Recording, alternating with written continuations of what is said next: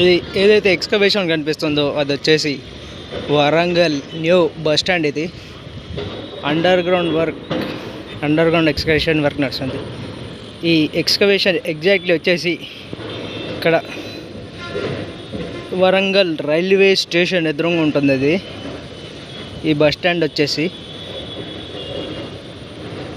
Present ఈ station redevelop చేశారు.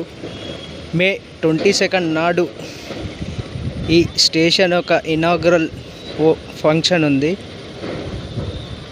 Narendra Modi hour PM చేతుల మీదుగా ఈ స్టేషన్ని ఇనాగ్రేట్ చేస్తారు on May 22.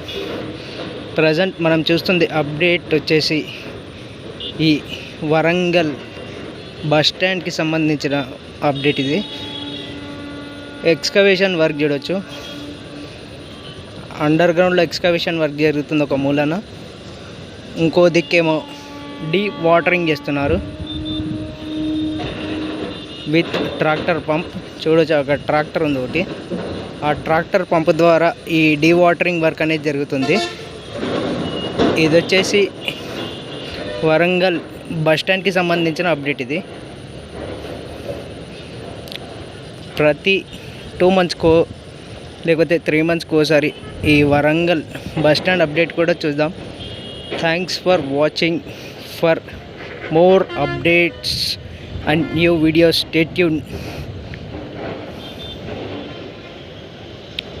Thanks for watching.